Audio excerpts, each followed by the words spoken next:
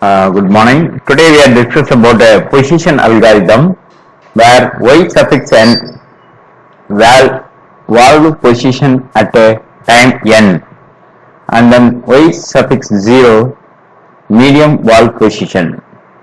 Kp proportional constant is equal to 100 slash pp where pp proportional band in percent. Then Ki integral constant is equal to 1 by T1.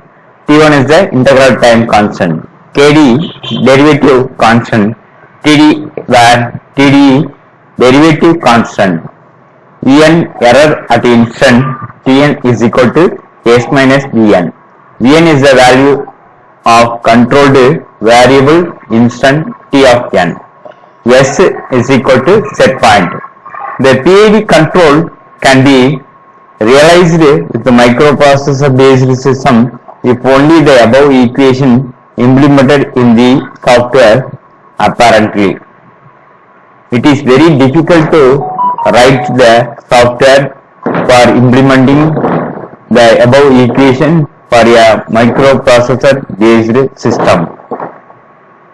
Flow chart of PID controller. Here start, then start equations 1 from up to the nth level. Here the returnalized sampling interval counters, that means ST. Then error is equal to En is equal to set point minus measured value. Then proportional T is equal to Kp into E of n. Then In is equal to E of n divided by Ki. Integral is equal to I is equal to In plus In n minus 1. Here Im is equal to then In minus 1 up to the In value. Then store In minus 1 is equal to Ed is equal to En minus E of n minus 1. Differential T is equal to Kd into Ed. Here the E of n minus 1 is equal to En store E of n minus 1. Here next one is the PID. Then output K constant and then PID plus sampling interval counter. Then if the equations are yes condition, the stabilized in the program in the chart PID controller. No is that it will be checked by the proportional integral and the proportional integral and derivative formation return to the program to PID controller chart. Next is supervisory control and data acquisition SCADA. SCADA stands for supervisory control and data acquisition. The SCADA system is based on hardware and software. The hardware included master terminal unit MTU and then remote terminal unit RTUS are actuators and sensors. The software included human machine interface HMI or the user interface that provides a communication interface between SCADA hardware and software. Next general architecture of SCADA. SCADA architecture, here HMI and then DAS and then MTU and RTU. So three different type of RTU, and MTU is a SCADA architecture in the layout diagram.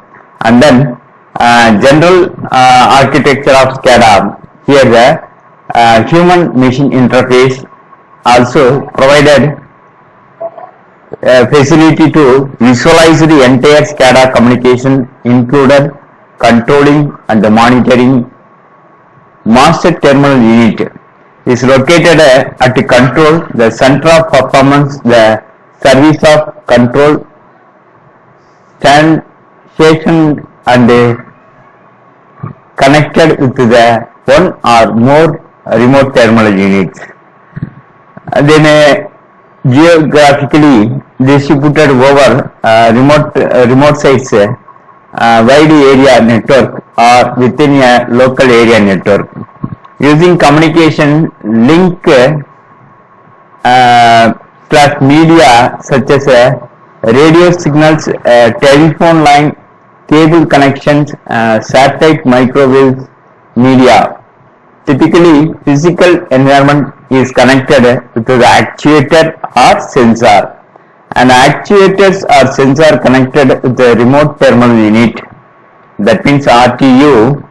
The RTU have been collecting data, information from actuators, sensors, and then process master terminal station. That means MTU for monitoring and controlling the entire SCADA system.